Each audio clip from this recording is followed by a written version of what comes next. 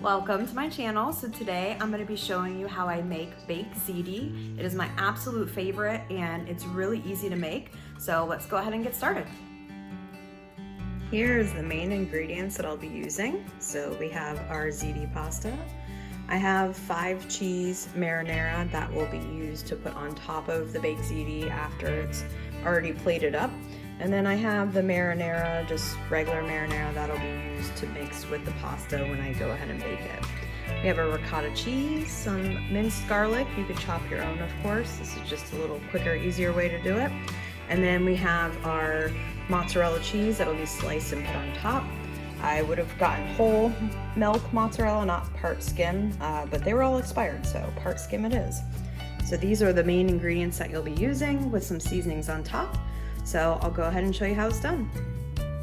Next, we go ahead and boil a pot of water. I fill it about halfway to almost 3/4 full. And I like to add a little bit of salt to the water, just a little bit flavor for the pasta and keep it from boiling over. So I have some garlic salt. This will give it a little bit more flavor than just regular salt. So just add a little bit of that. Let it reach a boil and then add the pasta.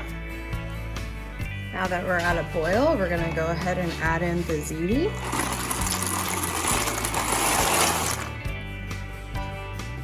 And we're gonna go ahead and preheat the oven to 370. And then we're gonna cook the pasta for about 10 minutes, stirring occasionally. While the pasta is cooking, I just go ahead and I slice up the mozzarella cheese. They don't have to be perfect squares. They don't have to be all the same size. You just don't want them too thick. I wouldn't do any thicker than that, just because you'll have like a huge glob of mozzarella soaking through the dish. So just try to do them as thin as you can, but it doesn't have to be all perfect or the same shapes or sizes. Still tastes delicious. While the pasta's cooking, I just go ahead and add some of the 5 cheese marinara sauce just to a pan and just heat over low heat. This will be what we use to put on top of it on the plates once it's all done.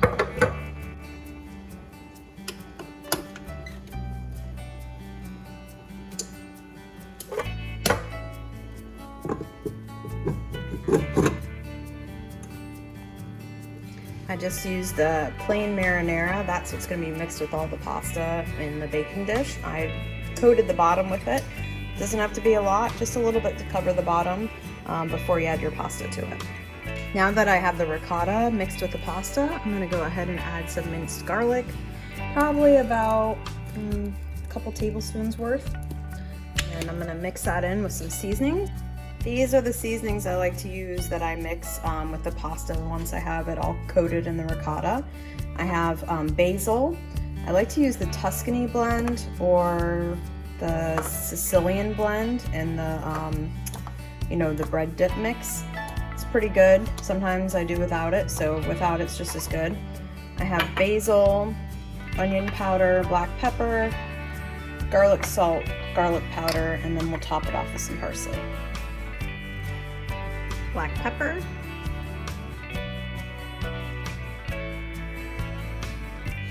garlic salt,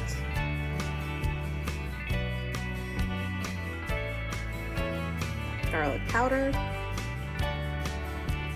onion powder, and my favorite, the Sicily blend.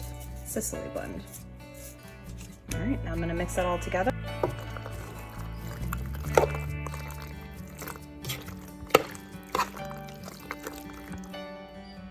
Once you've blended all the ricotta with the seasonings, you can go ahead and add it all to the pan or the baking dish. Okay, so now I've layered the top with the marinara. I just kind of went evenly back and forth until the jar emptied completely, so I used the whole jar. Again, that's just the plain marinara.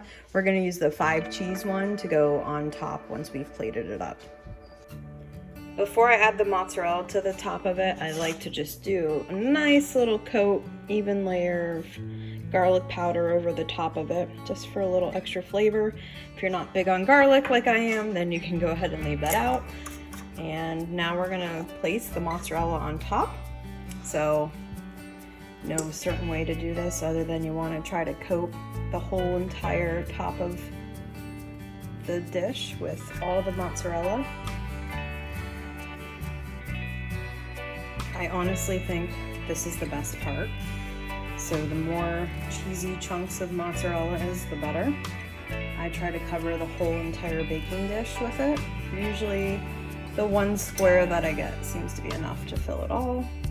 And again, as you can see, none of it has to be even or evenly sliced or same thickness.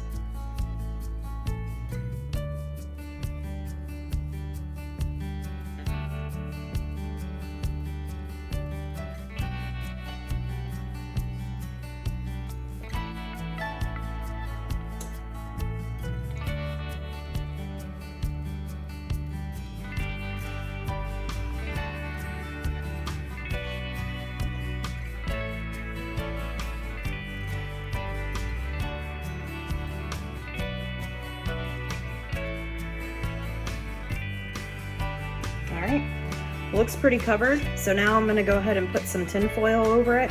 I'm gonna bake it in the oven at 370, usually for about 30 minutes, and then I go ahead and take off the tin foil and bake it another 15 minutes. So we'll go ahead and do that now.